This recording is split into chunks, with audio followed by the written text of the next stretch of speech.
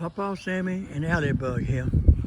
I wasn't intending to make a video this morning. It's too hot.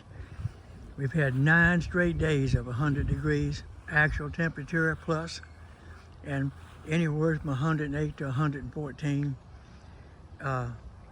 feel like temperature, heat index.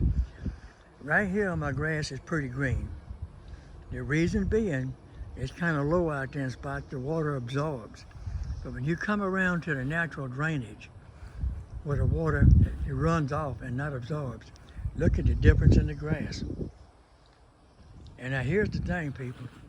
With this kind of heat, and if you cut this grass short, what's going to happen is same thing that happened next door.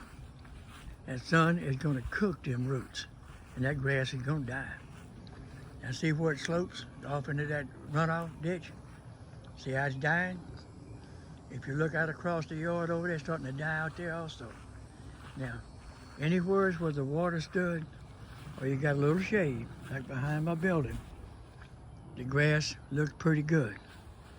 The trick is, don't cut it short. You're exposing the roots. And when the roots get exposed, it's gonna die. I mean, all out across the front yard. My neighbor's yard over there, all that grass is dying. Across the street, it's dying. They're cutting it too short. I mean, look how short that grass is. Look how it looks on the slope. Look on my slope. See how long the grass is? Makes a difference, people. You need to cut it, kill it, or try to save it and leave it alone. It's just too hot. It hadn't rained in days. Like and subscribe.